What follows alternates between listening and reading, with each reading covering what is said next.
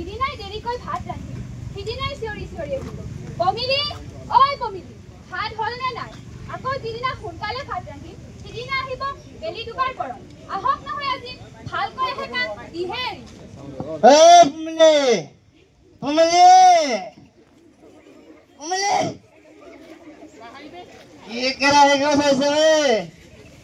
দেখা দিব নোৱাৰা নেকি? হা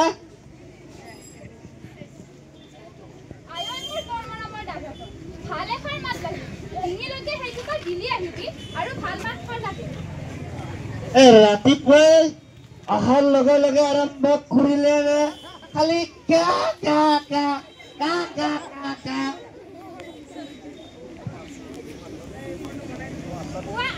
কামলৈ বুলি ওলাই গল আৰু এই ভৰ দুপৰীয়াখন গেলা দুপা দিলি ঘৰলৈ আহিল। বৰ বেছি কোৱা হৈছে দেই। এই ভৰ দুপৰীয়া যে কৈছ কেইটানো বাজিল? পুৱা 9টাহে বাজিছে। কি কলি? এতিয়াহে 9 বাজিল নে মোৰ কলিজাটো? ঐ মহাৰাজ ভালদৰে চাই ল, পুৱা 9 বাজিছে নে দুপৰীয়া 12 বাজিল? মোবাইলটো বেয়া হ'ল চাগে। এতুলৈকে দিলি আহিলে ভাল মোবাইলটো বেয়া হ'বই। এই ৰাতিপুৱাতে চৰি দেই। এই দুপৰীয়াখন খং উঠাই নলবি দে পমেলি। বোলো কিবা যদি প্ৰব্লেম হৈছে মোক খোলা খুলিকে ক, মই চল্ভ কৰি দিম নহয়। ঘৰখনত যে একো এটা খাবলৈ নোহোৱা হৈছে সেয়া জানো খবৰ ৰাখিছ? এই দুৰ্ভগীয়া ছোৱালীজনীৰ যে পেটত পুৱাৰে পৰা ফুটকণ এটাও পৰা নাই, এবাৰ জানো সুধিছা? এয়া খোৱা বস্তু মানে নাস্তা। নাস্তা আৰু কি জানা পমেলি, মোৰ 2জনমান বন্ধু আহিব, যাচোন চকী 2খনমান লৈ আহ। আৰু তই একদম ঘৰৰ পৰা বাহিৰ নোলাবি দেই, ঘৰৰ ভিতৰতে সোমাই থাকিবি। লোৱা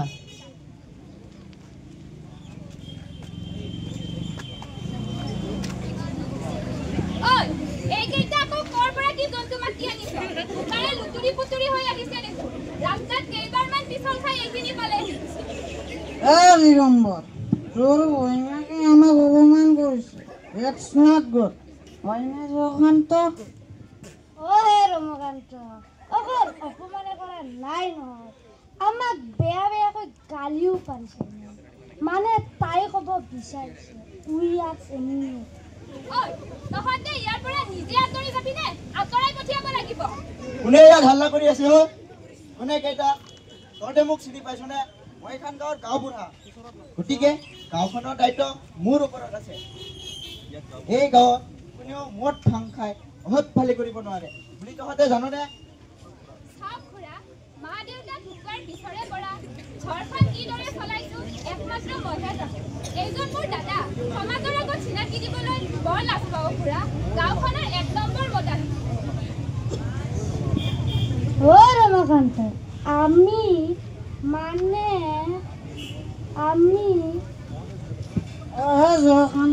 আমাৰ কাম ইয়াত নিহিব। আমি ইয়াৰ পৰা ভ্ৰমণ কৰাটোহে উচিত। ব'লা আমি অন্য ঠাই বিচাৰি।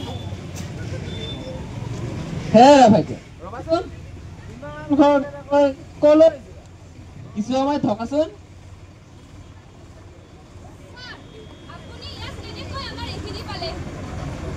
আচলতে মই এটা বিশেষ কামতে আহিছিলোঁ।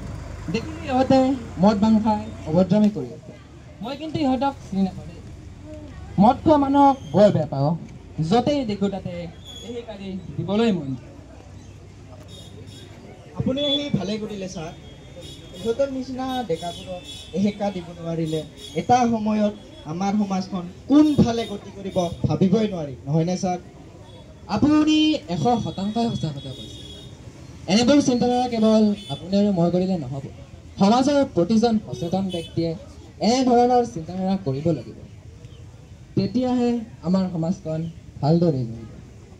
আপোনালোকৰ নিচিনা মানুহবোৰে সমাজখন নিকা কৰিব লাগিব। আপোনালোকৰ এই মহৎ কাৰ্যক মই কৃতজ্ঞতা জনাইছোঁ ছাৰ। হেৰা ভাইটিও, তোমালোকে যে মদ সেৱন কৰিছা, মদৰ দুটামান উপকাৰী গুণ কোৱাচোন। ৰ'ব ছাৰ, ইহঁত দুটা সোধাৰ আগতে আমাৰ মহাৰাজক সোধকচোন মদৰ পৰা কি কি উপকাৰ হয়। তই কিন্তু এই ডাঙৰ ডাঙৰ মানুহবিলাকৰ আগত মোক বৰ লাজত পেলাইছ দেই। মই নাক কাণ সকলো শেষ কৰি দিলি। হয় নেকি মহাৰাজ? হে ৰামাইটি, মই যে কিবা সুধিছো মন কৰিছেনে নাই?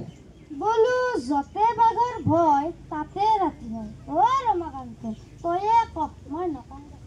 বন্ধু জয়কান্ত, মোৰ অৱস্থাটো কাহিল, তোৰ পানী ওলাও। মই জানো তোমালোকে ক'ব নোৱাৰিবা। চোৱা ভাইটি, মদ ভাং, বিড়ি চিগাৰেট, ড্ৰাগ খোকা এইবোৰে মানুহৰ একো উপকাৰ নকৰে, বৰঞ্চ ঘাতক ৰূপে তিল তিলকৈ মানুহক মৃত্যুৰ মুখলৈ ঠেলিহে দিয়ে। তাৰোপৰি এইবোৰ সেৱন কৰিলে পৰিয়াল তথা বন্ধু বান্ধৱীৰ লগত কণ্ডলৰ সৃষ্টি হয়, লগতে সমাজলৈ ইয়াৰ বাইশ বাষ্প বিয়পিব পাৰে। তোমালোকে এটা কথা জানানে? এইখন গাঁৱত নিচাযুক্ত দ্ৰব্য বিক্ৰী আৰু নিষেধ কৰা হৈছে। গতিকে কোনেও এই আইন ভংগ গাঁৱৰ ব্যৱস্থা লোৱা হয়। নমস্কাৰ ছাৰ। নমস্কাৰ নমস্কাৰ। তোমালোকে চন্দনা আৰু গৰিমা নহয়? হয় ছাৰ, আমি জেঠাইহঁতৰ ঘৰলৈ আহিছিলোঁ। ৰাস্তাৰ কাষত আপোনাৰ বাইকখন দেখি আপোনাক এখন লগাই যাওঁ বুলি আহিলোঁ ছাৰ। বা কি সুন্দৰ কথা। তোমালোকে যে মোৰ বাইকখনত চলোৱা শুনিয়ে ভাল লাগিছে, তাৰ বাবে ধন্যবাদ। পিছে গৰিমা, তোমাৰ ঘৰলৈ যোৱা কথা, তুমি যে ইমান দিন স্কুললৈ যোৱা নাই, মন কৰিছানে নাই? হয় ছাৰ। কাইলৈৰ পৰা বিদ্যালয়লৈ যাবা আৰু কাৰণ দৰ্শাই এখন আবেদন লিখিবা। দেউতাক এই কথাটো ক'বা। ছাৰ, গৰিমাৰ দেউতাক ঢুকাল নহয়। কি? ইফালে আহাচোন গৰিমা, তোমাৰ দেউতাৰ সঁচাই? ছাৰ, ইহঁত দুটাক যাব দিলে ভাল হ'ব নেকি? এই ৰবাহে, সাপডাল আধা সৰুতে কলৈ যোৱা? কিছু সময় থকাচোন। ভালদৰে কোৱাচোন গৰিমা, কি হৈছিল তোমাৰ দেউতাৰ? মোৰ দেউতা ঢুকুৱা ছাৰ 14 দিনেই হ'ল। ডাক্তৰে কৈছিল বোলে দেউতাৰ হেনো ডিঙিত কিবা ঘাঁ হৈছিল। ছাৰ, গৰিমাৰ দেউতাক মদ খাই খায়ে ঢুকাল। মনে মনে থাকাচোন অকণমান। কি হৈছিল ভালদৰে বুজাই কোৱাচোন। ছাৰ, মই ভালকৈ ক'ব নোৱাৰিম। ডাক্তৰে কৈছিল বোলে এয়া বেমাৰ সহজে ভাল নহয়, নিচাযুক্ত বস্তু খালে এইবোৰ বেমাৰ হয় বুলি কোৱা শুনিছোঁ ছাৰ। আচ্ছা গৰিমা, তোমাৰ দেউতাই সঁচাই মদ খাইছিল নে? মই খোৱাৰ পাছত খাইছিল বুলি জানো ছাৰ, কিন্তু মই নোখোৱাকৈ কোনোদিনেই খোৱা নাছিলোঁ। তোমাৰ মাৰাই একো কোৱা নাছিল নে? মোৰ মাও নাই নহয় ছাৰ, 2 বছৰ আগতেই ঢুকাইছে। ছাৰ, মই আপোনাক এটা কথা সুধোঁ, মানুহে মদ ভাং বিড়ি চিগাৰেট কিয় খায়? নাই, ময়ো নাজানো মানুহে এইবোৰ বস্তু কিয় সেৱন কৰে।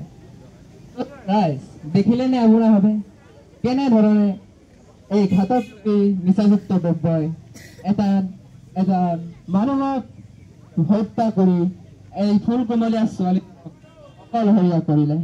এয়া কেৱল এটা সৰু উদাহৰণ। ছাৰ, আমাৰ দেখোন হাত ভৰিবোৰ কঁপিবলৈ ধৰিছে। আমাৰ উঠবোৰ শুকাই গৈছে। আমি বৰ ভুল কাম কৰি আছিলোঁ নহয়। ছাৰ, এতিয়াহে আমি আমাৰ ভুলবোৰ বুজি পাইছোঁ। খন্তেক সময় আমি আনন্দ ল'বলৈ গৈ আমি যেন নিজৰ হাতৰ উঠাৰ নিজৰ ভৰিতে মাৰিবলৈ ওলাইছিলোঁ। অতি সুন্দৰ কথা। তোমালোকে কৰি থকা নিজৰ ভুলবোৰ যে উপলব্ধি কৰিব পাৰিছা, এই ডাঙৰ কথা। ছাৰ, আপুনি আৰু গাঁওবুঢ়া পৰাই এই সময়ত আহি ইহঁতকেইটাৰ যে চকু মেল খোৱালে তাৰ বাবে বহুত ধন্যবাদ। এয়া কেৱল আমাৰ দুজনৰে কৰ্তব্য নহয়, সমাজৰ প্ৰতিজন সচেতন ব্যক্তিৰে এয়া কৰণীয়। অন্যথা আমাৰ সমাজখন প্ৰদূষিত হ'বলৈ বৰ বেছি দিন নালাগিব। আৰু এটা কথা, আমাৰ সমাজত প্ৰতিদিনে হৈ থকা দুৰ্ঘটনাবোৰৰ মূল কাৰণেই হৈছে এই নিচাযুক্ত দ্ৰব্য। ছাৰ, জুৱা খেলবোৰ হেনো নিচাযুক্ত, কথাটো হয়নে? তুমি ঠিকেই কৈছা। জুৱা খেল, অত্যাধিক মোবাইলত গেম খেলা, এইবোৰ নিচাযুক্ত দ্ৰব্যতকৈ কোনো ধৰণেই কম নহয়। গতিকে ৰাইজ সকলোৱে বুজি পালেনে? আমাৰ সমাজখন শুদ্ধ আৰু নিকাকৈ ৰাখিবলৈ হ'লে প্ৰত্যেকে এই একোৰা সদৃশ নিচাযুক্ত দ্ৰব্যৰ পৰা নিজকে আঁতৰত ৰাখিব লাগিব। আৰু ইতিমধ্যে যিসকল ব্যক্তিয়ে এই বৰ বিষৰ কবলত পৰি সৰ্বভ্ৰান্ত হৈছে তেওঁলোককো শুদ্ধ পথলৈ অনাৰ চিন্তা কৰিব লাগিব। ছাৰ, আমাক ক্ষমা কৰি দিয়ক আৰু আজিৰ পৰা এনেকুৱা ভুল কেতিয়াও নকৰোঁ। অকল তোমালোকে শুদ্ধ পথলৈ আহিলে নহ'ব, তোমাৰ বন্ধু বান্ধৱ আৰু আত্মীয় সজ্জনকো এইবোৰৰ পৰা আঁতৰত আনিব লাগিব। ছাৰ, আমি এতিয়া সিহঁতক লগ কৰিম আৰু আপোনালোকৰ ওচৰলৈ লৈ আহিম। ঐ দিগম্বৰ, কি বেয়া লাগিছে আছে? বল সিদ্ধেশ্বৰ, কাণেশ্বৰ, জীৱেশ্বৰ ছাৰ আৰু গাঁওবুঢ়া খুৰা ওচৰলৈ লৈ আনিম। এৰা, তোমালোকে ঠিকে কৈছা। অকল আমি এই শুদ্ধ পথলৈ আহিলে নহ'ব, আমাৰ বন্ধুবোৰকো আমাৰ শুদ্ধ পথলৈ আনিব লাগিব। তেতিয়াহে এখন সুন্দৰ সমাজ গঢ়ি উঠিব। তেন্তে আহক, আমি সকলোৱে নিজৰ হাত থৈ অংগীকাৰ কৰোঁ হওক, মই মোৰ জীৱনত কেতিয়াও নিচাযুক্ত দ্ৰব্য সেৱন নকৰোঁ। মই মোৰ বন্ধু বান্ধৱী তথা আত্মীয় সজ্জনক এই নিচাযুক্ত দ্ৰব্যৰ পৰা আঁতৰত ৰাখিবলৈ চেষ্টা কৰিম। মই মোৰ জীৱনত কেতিয়াও এই দ্ৰব্য সেৱন নকৰোঁ।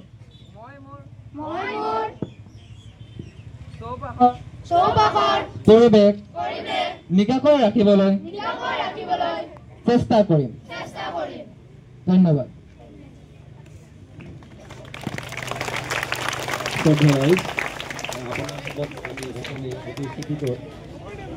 বাটৰ নাট আমি দেখুৱালোঁ।